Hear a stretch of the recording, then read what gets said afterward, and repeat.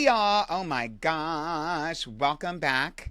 I'm so excited for this conversation. We've been having conversations and conversations on conversations on conversations, and my favorite person to converse with is back again, Sander. Hey, Hey, Sander! How you been? How you doing? What you doing? What you doing? I am honored to hear that you are also my favorite person to talk to. It's always a pleasure, and you know how I feel about you as an inspiration and role model, and just like best friend Mm, for the past.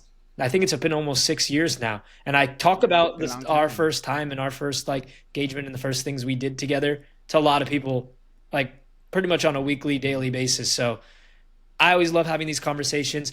Life has been very, very busy lately. I recently went to a conference in Washington, D.C. with a bunch of progressive creators. Very life changing experience just to be around such Okay, what incredible else group of did you people. do?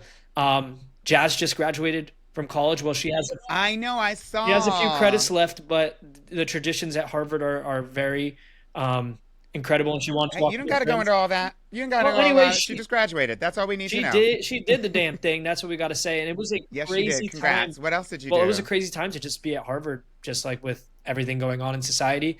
And then I've been playing sports, doing my daily stuff, creating social media content, still running my marketing agency, helping value-based nonprofits and Nice. brands. It has been Love it. We'll dive deeper into it. yes, it's and Um, and now it's summer, it's Pride season. We're ready to kick things off. oh my This gosh, I'm excited for all those things. yes. It is like the busiest time of year for people who are queer people who work in entertainment of any type, or like people who work in around the queer community who are also involved in entertainment or things related to pride. It is like busy on busy on busy I on see busy your on stuff, busy. and Like I'm I'm just every single time like, go Pep, doing this, doing that, doing oh, thank everything. you. Obviously, I've been to a few of those things. I remember what just happened to what your music video has how many million streams or whatnot that you posted Oh my about. gosh, I can't believe 8 I was million. I was there when you first like performed it, correct? Or am I correct? Yeah, you were before we even had that video for Best Sex. It's true. Yes. It was the first time I'd done any of that music live back in So 2019. congratulations And to for you. some reason, that doesn't seem that long ago. I know, but when you also think about like our friendship, like it feels like we've been friends forever, and so that's when that came out, that video. And look at it Yeah. now, like 8 million streams. Like, go Peppermint, go! You know I am your number one supporter, and just always Hmm. just grateful for you and everything you stand for and everything That's you so do. So sweet. that's exciting on your part. I think in some not so exciting kind of topics, and just to dive right in, like one thing that I've been really feeling and noticing, especially around Pride season and in general, is the attacks are getting louder and louder on social media. I've never seen so many people misgender Jazz and say that that's your brother Really? over and over and over again. So that's where I want to start today because I cannot, it's just been crazy. And I feel like it relates to the fact that a few months ago, our very own president was saying or says that there's only two genders. And now I feel like so many people feel empowered to be like, wow, I've always believed that. And now that our president's saying it, I can say that on social media and people are hiding behind screens more than ever. So, me personally, I've seen that happening. And I wanted to open up today's conversation diving right into that because it's been driving me. Well, it doesn't bother me because I'm just so confident. Obviously, my sister's my sister. Like, you're a trans woman, my sister's a trans woman, but you're just women, to me. And but people are just going at it like beautiful pictures of Jazz and just saying that's your brother. There's two guys in that photo. What do you think about that? Because it is infuriating that people feel so empowered by what the government is saying about trans people, non-binary people, and saying that basically that's not even a real thing. I mean, yeah. I mean, I think it's terrible that I don't like it when anybody misgenders anybody. I mean, I do. Part of me wants to take some of these comments and things with a grain of salt. Like, it is a good. Um, it is. I'm sorry. It is a good. Uh, I guess signal, like a way to sort of take the temperature on what is happening currently, like in terms of the public discourse and things like that. But I also have to give some grace. Like, I really think that what if there's 10 comments saying something shady or mean, these days at least two of them at least are bots that are not even human beings. I wholeheartedly believe, and I definitely think that increasingly, like going forward, that there will be even more like AI bots. Not to sound like a conspiracy theorist, but of course, the good old fashioned comment person giving shady comments into the text are people who are just like anonymous. And it is really wild to see every single time not every time, I'd say most of the times when I see a negative comment that are like really hurtful. I don't mean like one that's like sarcastic, but one that's like really hurtful. And obviously trying to just be contrarian, just like if you're like, here, I love this soup, you're nothing but like they're just whatever. That person always has one or two followers and no picture. It's like, what? Who is this person? It's as if they only exist to swoop into the comments and argue and fight and be just contrarian. Like literally, just say the opposite of whatever is going Yeah, on. and That's all but I they also tend think to do. like it's gotten a little bit deeper. Like there's obviously those people, and there is the contrarians and people that just want to spark this negativity in the comments. But I also think like a lot of people genuinely believe that gender is not a spectrum. There's only two genders, and that you are a man, my sister is a man. Like that is what a lot of people believe, and I think it's been increasingly It's true. increased because when the government says that there's only two genders now, people are like, oh, and it's scrubbed from all of the government websites. Makes people like be like, okay, I mean, listen. I don't. There's no doubt that the current discourse is has been guided and changed and influenced by the current administration and politicians and policy and the legislation that they try to put through, and even the like executive orders that don't necessarily become law right away. Just the fact that like you hear that so and so made a law to like instantly go out and start stabbing everybody who's trans. There's people that are going to go out and do that even if that law doesn't get passed and like set into place. And so it is true. Like I can attest 100% that the public discourse is guided by these these statements and things that people hear, because a lot of times, I mean, especially I don't know if it's different today than it was 100 years ago or 50 years ago or even 20 years ago, that we're not reading as much. People are just like not reading. They're not looking, they're not picking up a book. They're they can read the headlines, they can sound it out, and they can see the words that are in the headlines. But we are in a attention, an it's era. where people don't give attention. They just read the headline. Yeah, but I mean, we're in an era of, and this is in part the current administration, um, but it's more the right wing wave, which I honestly think, even if we didn't have the current president or he had never been elected, there would have been another right wing person to step up and do similar things, because we are ready for it. We're ready for all the hatred. We're ready for all the division. And that means we have less education. Generally, when there are right wing conservative policies that are popular or that seem popular, that are like very focused on separating different groups out and pushing people out of away from having access to this and that, and talking about them as if they're all one thing, that is usually followed by a very, very tough dictatorial fascist regime. And we see that not only in history, but we also see it currently in other parts of the world. South America has had a lot of battles right now. Not they're not the only. But like we can look recently in recent years to how some countries in South America have taken this like rightward shift, and not only rightward shift, like wholeheartedly jumping into fascism. And so when that happens, we see people not only becoming more hateful, but one of the things in order to become hateful is that we see that in order to be hateful, you need to be ignorant. And so there is an epistemicide happening, which is the death or the murder of knowledge. We can see it whenever we say, oh, well, my doctor says that, oh, who trusts the doctors? Oh well, this article came out and it was published by the the lawyers of the whatever the bar association. Oh, who trusts the what's this?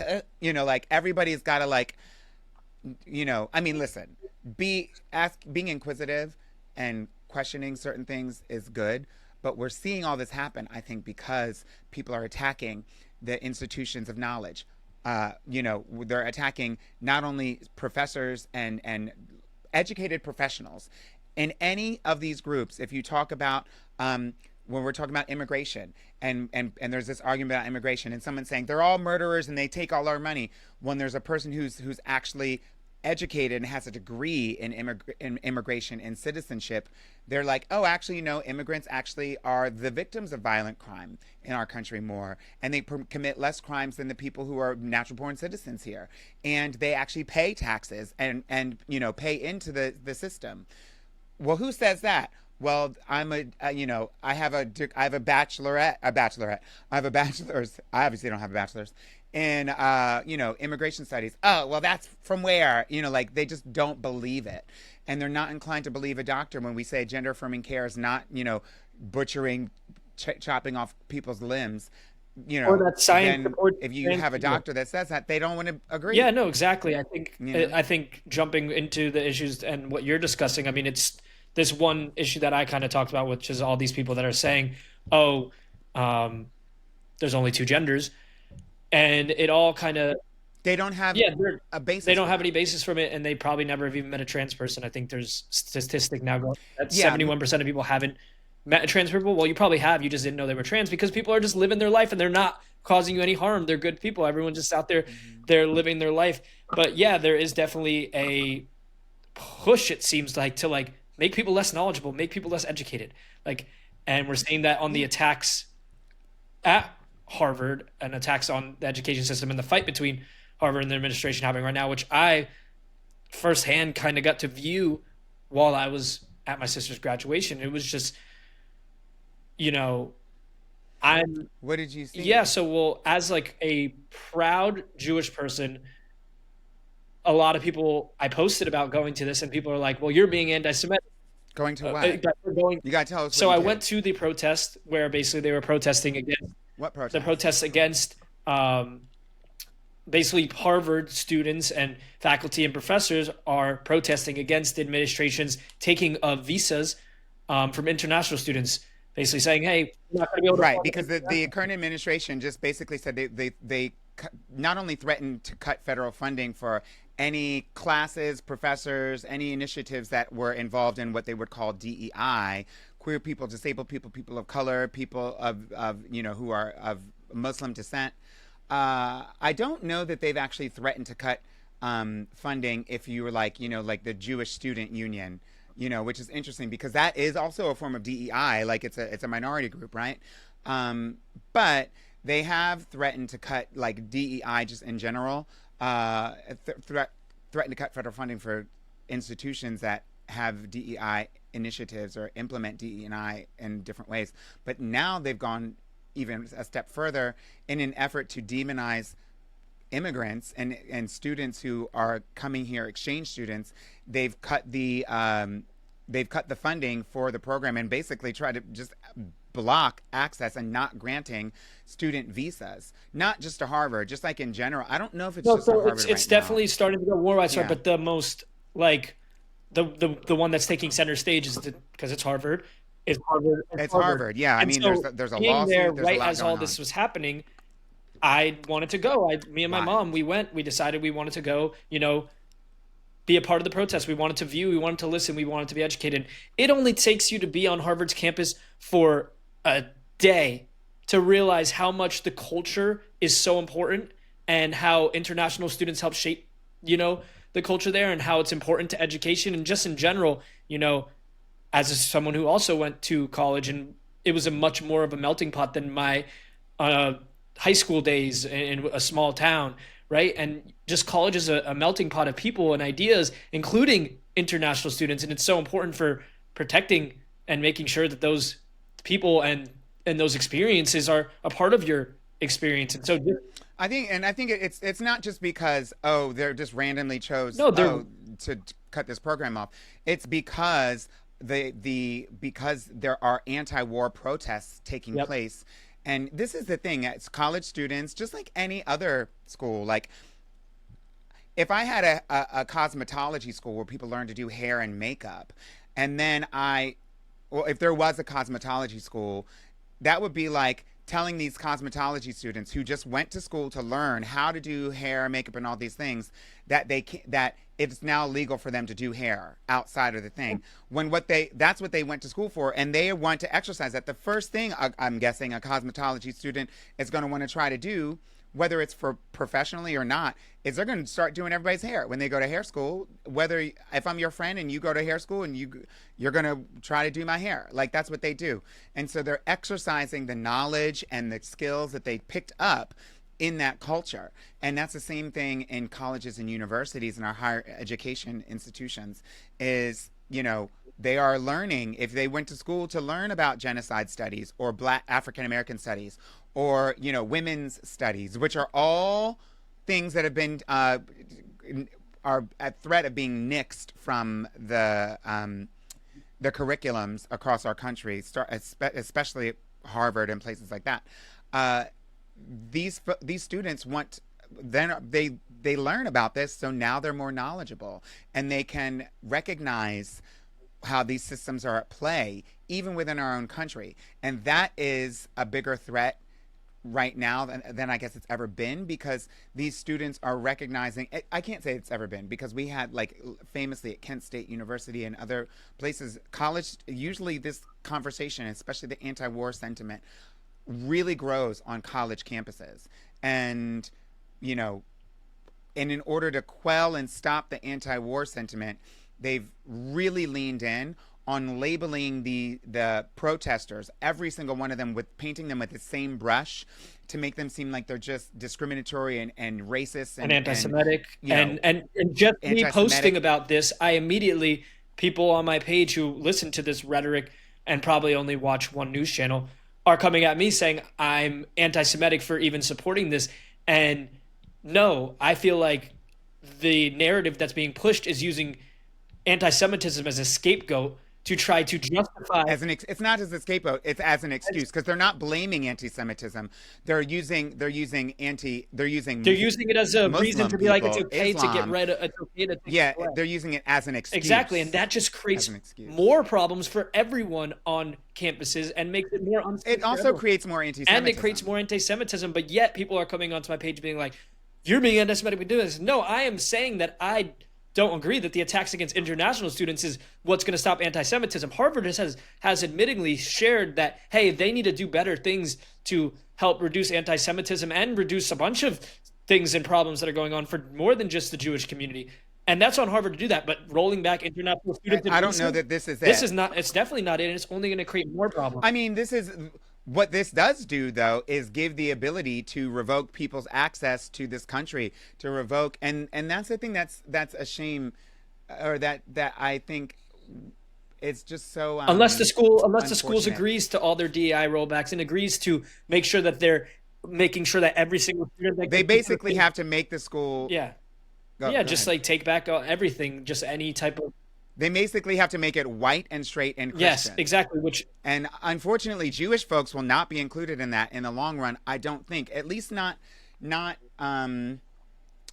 at the lower level, like not at the student level, which is, it sounds strange because our current administration and so many people seem to be like the champion. They're talking about anti-Semitism like the champions of it.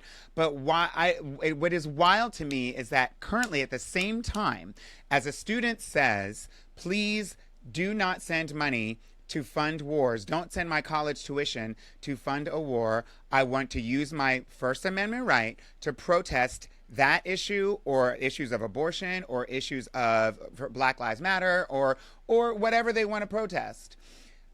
They're using their voice to do that on campus, which historically has been a place, especially at Harvard, that they've been safe to do that.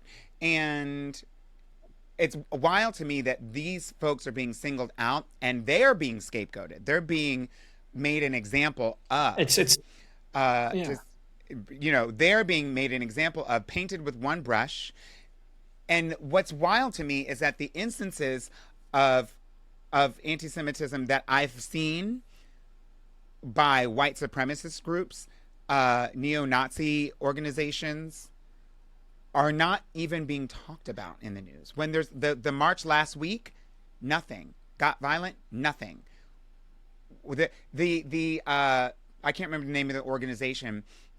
What we've seen though is an increasing amount of groups of white men with masks on who oddly look exactly like the ICE agents. Like how they're dressed and how they carry themselves, are rolling up in U-Haul vans, probably because they don't want it to be tied back to their personal vehicle. They're rolling up in U-Haul vans with like white supremacist, signs and, just hateful uh, imagery, and not it's not on the news. It's not being talked about. No one's mentioning it as a problem, and this is the same group. These are the same groups of people that are like, they view Jewish people as intruders to this country. And I would imagine, I guess, the white race. I don't know. And which is historically how it has gone down. And it's wild to me that there could be a march in Ohio with swastika flags the week after the infamous was it a salute, was it not a salute at the inauguration. Nothing. No, it's That's not a problem at all. Like literally because walking around with because swastikas on a flag yeah, because is not they nothing. don't want that to be the problem. They only want to make it. They only want to use it if it helps their agenda move forward, and the agenda. And it helps their agenda move forward if if they can target brown people and saddle these brown people who are not allegedly not of this kind. If they can say you're brown, you don't belong here, and you are responsible for all of the anti-Semitism that exists. If there's anti-Semitism, it's your fault, all of it. You are anti-Semitic. Your very existence is a threat to Jewish people, and we need to have you out of this country. So give us all. We're no longer doing visas. No more people, no more brown people in this country. That's all happening at the Yeah, same and time, then it's like and then the administration's like, but which is which racist. 100% is, and it's also built into just the system that is created. But in general, it's just all trying to um, push an agenda and using anti-Semitism as the reason that it's okay to do it when it's not okay. It's an attack on higher education. It's attacked on First Amendment rights. People should be able to protest whether they agree or they agree with the things that I agree with or not about things that they want to do so. Um, Obviously, hopefully it all stays peaceful. But like you said on the last time we talked, like sometimes it isn't as peaceful. And the other thing we talked about on the last chat was about the fact that now people are being told, or people are actually being pulled off the street for being involved in these um, protests, and then they are being deported. Not even being involved in the protests. Some of them are, writing a piece like non. What's okay? What's the issue with protests? The issue with protests that they're saying is that they're violent, that they make Jewish students feel unsafe, and that they are harmful to the physical safety of Jewish people. And if you're protesting, which certainly don't believe a protest is inherently just violent off the bat, um, especially if no instances of violence actually occur. But yet these people are being now labeled as actual terrorists, like literal like terrorists. In the meantime, not the white supremacists are marching, but then there's some people who've been detained and are a threat of being deported, who've literally written, not even attended, are not being accused of doing anything but writing an op-ed that says we would like to talk about how our college tuition is used to fund war. Those people are being now labeled And it's as all just an terrorists. attack on people's freedom of speech. It's attack on First Amendment rights. It's all scare tactics, like we talked about on the last call, and people should be able to. Yeah, it's not an attack on, I mean, it's not an attack, it's not a direct attack on freedom of speech optically. It's an attack on people that are terrorists and deserving of being removed because they're brown and Muslim and because they're anti-Semitic. That's the that's the optics that they're building. They're trying to train us to say, if you see someone who's Muslim, or if you see someone who's Muslim, that instantly means that they're a terrorist and they are also anti-Semitic, and those two things are synonymous. And you're only a terrorist if you're anti-Semitic. And that is like, because when we're talking about the school shootings, when we're talking about like somebody blowing up a bomb or something like that, that is, even if it isn't like directly targeting a specific group of people by their race or gender or religion or any of that, that's still terrorism. If it's in public, they don't talk about that. The FBI in a recent study, which I'm sure we won't hear for a long time, said that homegrown white nationalist terrorism is the number one threat to this country in terms of terrorist actions. If you watch the news, you think it is peaceful students from Harvard that are the number one threat. Yeah. No, it's that's the messaging, that's the way that it's all being framed, and that's why, I went to the protest. That's why I was proud to go to the protest. I'm glad you went to the protest. And I posted about what it. did you experience at the protest? Did you feel unsafe I as did a not Jewish person? feel Did you feel unsafe. under I did not attack? feel unsafe at that protest at all. And Were you the only Jewish person there that you think that you probably know? not. There's probably many Jewish people there. And I'll also say, on the note, just past the protest, at the graduation, the school and all the students and all the parents, the president of Harvard, Garber, got standing ovation after standing ovation for standing up for their students. And obviously there's going to be, As opposed to Columbia. Did you see what happened at what Columbia? happened at Columbia. The president Just said, take it, do what you want. We're going to follow what the administration wants, right? and got booed, because Mahmoud Khalil was from Columbia, and from this university. But that right And there shows he was the first. why all this is happening in the first place. It's because they're trying to make it so higher education does not have this type of diversity, equity, and inclusion, because it is a threat to the systems that they're trying to grow and build, and the fascism and the authoritarianism that is happening in society today.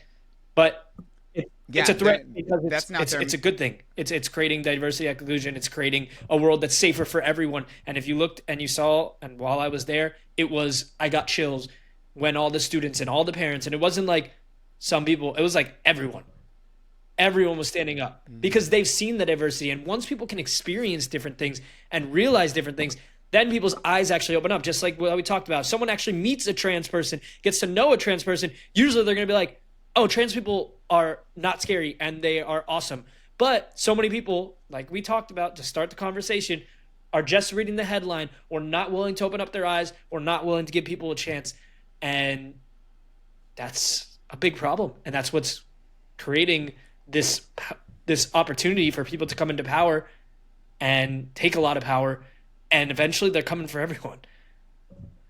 I mean, no, that's not what's creating the opportunity. The people with the power that they currently have are the people. They are doing this so that they can keep the power that they have and obviously increase it. But it's them that's doing it because it's not happening on its own. They are manipulating people in our country into having these types of feelings and sentiments and expressing these types of things and carrying out this type of work without them having to get their hands dirty, and it just really pains me that they're able to sort of fracture some movements and some, or that they're trying to fracture, and that it's possible to even fracture different minority groups and people from marginalized communities that have historically worked together to fight for civil rights and equality and justice. And now we're seeing that they are trying to fracture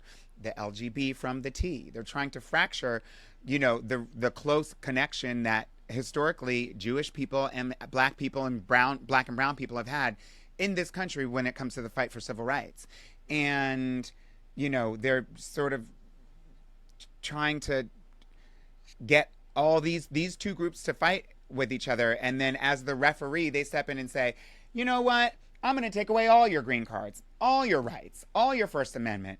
They're tapping into, like, working with tech companies to keep tabs on to spy on every single person in this country. About that. But that that was pushed through a long time ago when we had, like the Surveillance Act that they put in. I can't remember what the name of it is.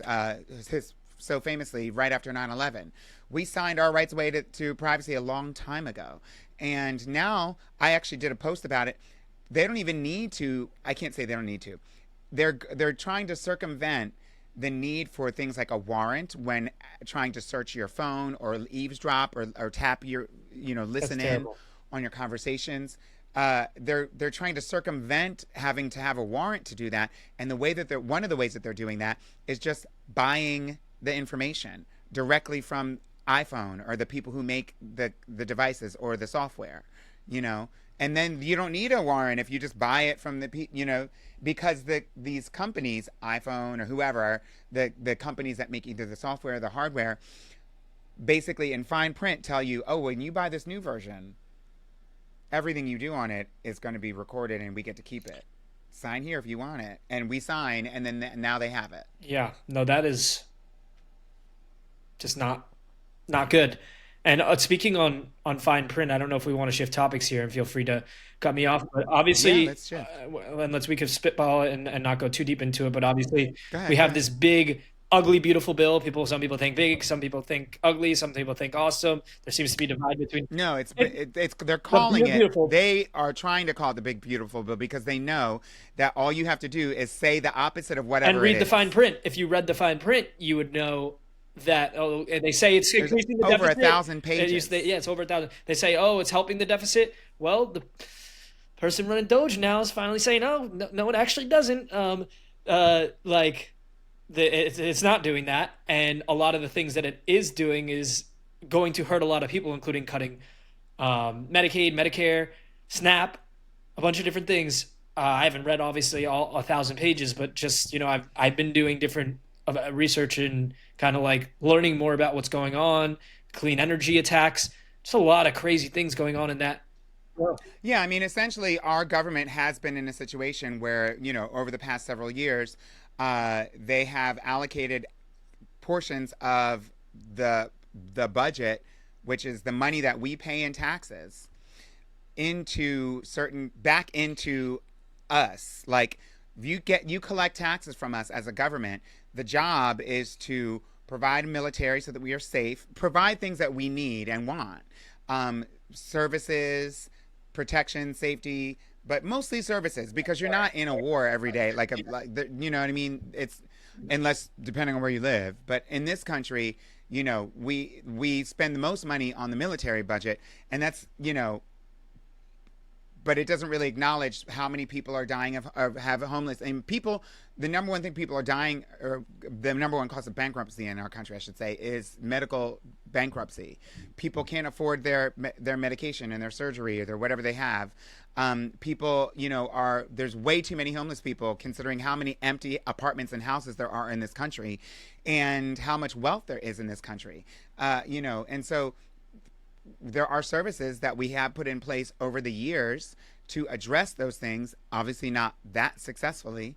Um, but they want to cut all of these services that do impact things like, well, and they're basically cutting the money from certain departments. So instead of saying we're not going to cut, like for instance, as an example, we're not going to cut, you know, um, you know, I don't know, we're not going to cut French fries from the McDonald's menu, but we're going to cut however much it costs to make French fries. We're going to cut that much out of the budget, and then you just essentially can't make the French fry. I know that was a dumb example, but like they're cutting the department's budget, and the department for Medicaid is the only thing they really do is oversee Medicaid. If they don't have any money, then they can't oversee Medicaid. Medicaid gets cut, and so there's a tax on Medicaid, Social Security. Uh, I mean, like you said, like all across the board, infrastructure, education, health, obviously other forms of healthcare. There are so many, obviously taxes, and apparently this is the largest, historically, the largest transfer of wealth from us because it takes our tax money to the rich because that means that we're cutting taxes for them, but not for us. And these services take money out of our pockets, but don't put anything back. That's altogether that totals the largest transfer of wealth from the poor to the rich in Yeah, no, I history. haven't heard that, but it In does history. make sense with what I have heard. And I think one argument that they're saying against that is, oh, it's actually just keeping everything the same. Well, like, and I could be. Well, if it's why are we doing anything that's No, keeping it the well, same. the thing is that from what I've heard, the government from like 2017 created tax cuts for the rich, and those tax cuts are going to expire or something. I could be a little misinformed here, but I believe this is what I've heard, and read, and it's coming off top of my head now. And those expire, but now this big beautiful or big ugly bill is making it so that they don't expire, and so those tax cuts remain while still then ripping away tax cuts for um, working class families and people.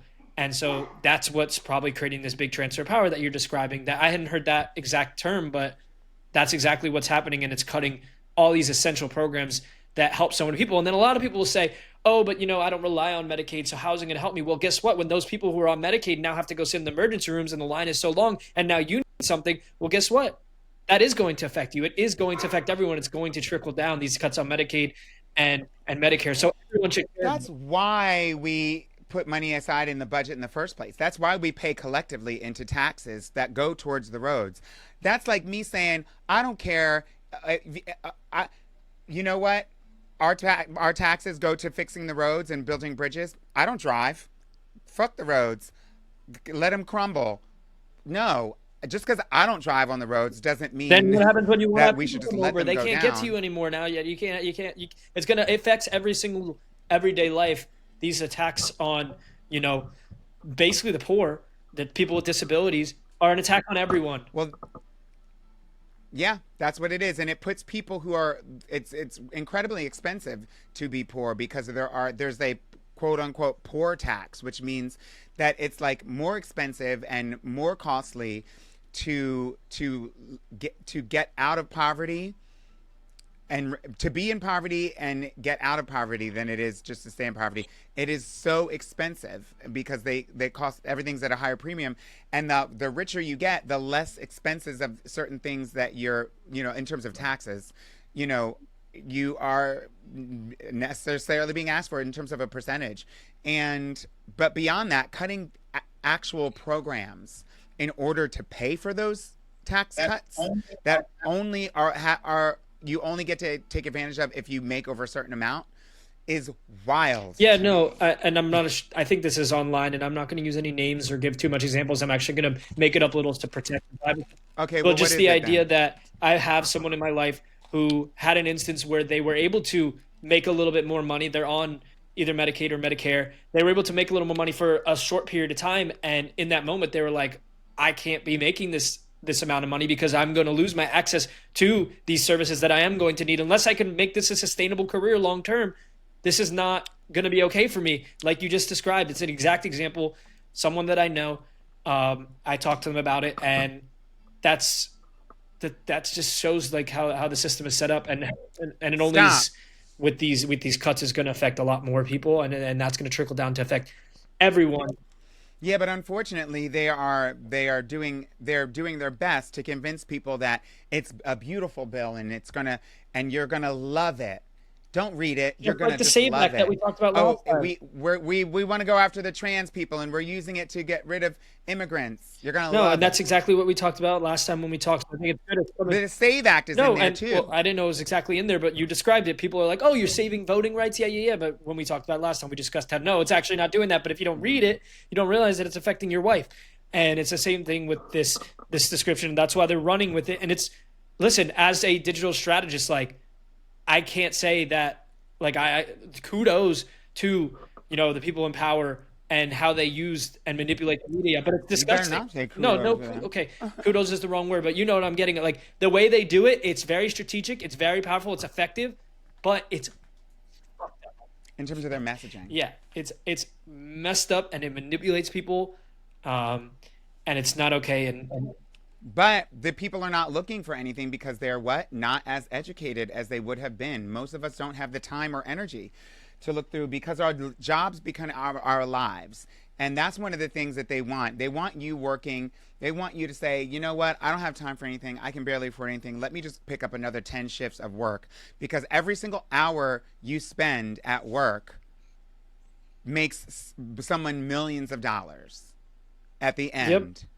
And as a product of what you've And created or that's why when done people at are in that school job. and they're working for school, but they're actually getting educated, that's a problem for a lot of people because people don't want you educated. Also, Mm-hmm. that's why I think creators are becoming more and more powerful because especially content creators who do it full time, especially in the progressive space, are educating themselves. They're Mm-hmm. learning and they're able to have the time to educate and do the research. And then they're providing that information to the people who maybe can only watch a 30-second TikTok clip. And it's creating more power, and hopefully we can continue to grow and evolve and not point fingers at each other but grow together, um, to get the messaging out, make sure people know what's going on like we're doing here today, um, so we can create a world that smiles on everyone.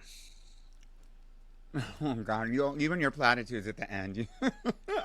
Listen, it's going to be a hard fight to be real. Like there's a lot to go on. I love that you ended it with a warm, sunny feeling, but that's not where we are right now. We really have to get people way more engaged than they already are. We need people to get fucking angry because we are all about to lose our access to voting, our access to our healthcare, and our access to our citizenship. And like, not to mention, they are trying to attack birthright citizenship, which means forget the college students who come here internationally. You're not going to be an American citizen if you were born here. And that is one of the things we need to be up in arms about these things. So we're not going to get to that happy sunny day until we are up in arms and everybody's under, like, really, really digging deep. And right now we have an opportunity to dig deep before AI gets out of control, because I know that people are just going to Google an AI answer real quick to see, oh, is did he really say that? And then if AI tells you no, then you're going to be like, oh, I guess it's not happening. But it is happening. So we really need to look deeper. And that doesn't mean you need to be skeptical and you can be skeptical, but it doesn't mean you need to just be contrarian about everything. You should be skeptical. You should criticize everything. And it's okay to ask questions for yourself, but please come out of there with an answer that is different than the one you expected so that you're able to see what what else is going on. It's really difficult because the language that people use about, like, investigating and looking into things has been also hijacked by the people that are proposing this type of legislation. But I just pray that people will pick up a book. Speaking of books, before we go, you recently read a book, right? Yes, the What was it? cast by Isabel Wilkerson, gifted to me by my good friend Miss Peppermint. And I mean, this book is a must read for a lot, like anyone who wants to read, wants to educate yourself, Why? just because it really does showcase, you know, the systems that have been built in America that are also happening across the world, and how, you know, it goes much more beyond, like a lot of people talk about racism, but no, it goes much deeper into that, into just the systems that are built in and how it affects so many different communities and different groups of people. You know, me as a white person, I have a lot of privileges, and a lot of people, especially a lot of white people, and I've had these conversations with friends. When I mention the word, "Oh, we have privilege as white people," they're like, "Privilege? No way!" And this book kind of breaks that down and shows how these systems are set up in America, in India, in different places across the world, but and how it's helps, how it leads to um, inequities for so many different groups and individuals on a daily basis that you don't think about unless you actually read about it and you educate yourself. And I was able to do that, and I'm excited to keep read over a lot of the parts over and over again, because I want to continue to talk about the system and how it affects everybody, in society. Because I mean, I believe everybody deserves equality and equal chance, but that is not Right. the case. So the system you're talking about is the caste system, which is the system how we I won't say naturally, but how the caste system is a hierarchical system that puts people a couple of people at the top and different levels and lots of people on the bottom. And fame historically, those systems are used for oppression, and these are the systems that create divisions Yeah, and I amongst think people. You know, I'm the different levels of people, the different levels of who's better than I'm better than you, you're better than the person below you, and a caste system is like white men are in control in this country. White women are second in control. Men are over women. And it's built, White women are below and it's white built, men, but white women are above black women because black women to be black is below white. And you know what I and it's mean? built And so like into the then caste if you're system. queer, it's below that. And I think maybe we spend our next conversation talking about it, but I'll close kind of on this idea of the caste system. I think the number one thing, and I'm trying to remember because it's actually in the beginning of the book, but I've actually talked about this with other people, especially as I was getting into reading it. But okay, so it was this idea that, in other countries, race does not like it's not a thing people look at like in India, in their caste system and how it's built. But in America, the caste system is built around this idea that, hey, if you're black, like you can see it. It's something you can't just like hide and run away from. And so one thing it said in the book was if people had decided, it's like 400 or 500 years ago in America, that it was going to be based off of someone's height, that's how the caste system would have been set up, then it could have been set up that way. And that example to me blew my mind because it was like, wow, what if that was how it was set up, and what if that's the case? And I, especially learning about racism, just thought, okay, this is national, this is across the world, like racism exists. But no, it was actually created, I think, during like the slave trade, right, way back when, and now it's developed into the system and the caste system in America today. I mean, racism in general has existed, I'm sure, but race as a theory and as a concept is a newer thing. And basically, the caste system is any way that people can categorize themselves and divide themselves, they will. And so, historically, throughout human existence, for the longest times, those have been on lines of geography, like French versus English, Spanish versus different countries in Africa or wherever fighting with each other, or through lines of religion. So it's been religion or geography historically that we have seen the major wars take place, and how people have harmed each other or turned this group into slaves. It's usually like all the people from this area were the slaves, regardless of what color they were. It's just if you lived in that area, or all the people that were in this religion, that they had access to. But when America became when Europeans set foot over here, they were able to. Hold on one second. I'm wrapping up right now. I'll call you back in a second. When Europeans came to this country, they were actually outnumbered by the people of color, the natives that were here, and eventually when they brought over enslaved Africans, the people that were in charge of taking the money and the resources by enslaving the Native Americans or the natives, the indigenous people, and then later on the African people that were enslaved. It was just a small group of people. It's like the English, they were fighting against the Irish. They had a historic conflict and war for centuries. And so Irish people were not viewed as white either. It wasn't until they said, oh my gosh, look around. We are outnumbered here. Listen, hey, Dutch, hey, French, hey, Irish. You're no longer Dutch, French, and Irish. And Irish people and English people, we're no longer Catholic versus Protestant. No, guess what? We're all white. We all look alike. We're all white. They're not. That's how we're going to get them. And so then white became a thing. You know what I mean? It wasn't a thing. Like, nobody was talking about being white when they were all in England. No, Do you know that's what I mean? exactly right. And so, anyway, we can go on. We definitely have to dive into that. I'm going to wrap it up, I know you got to though. go. I Yeah. appreciate the conversations with you always. And I hope that everyone watching this is feeling empowered to speak out, share this with people, because there's a fight. It's a fight. We love it. Y'all like, subscribe, get in the comments. Let us know what you think about this, and we'll see you in the next Yes, chat. yes. All right. Bye Bye, bye. everybody.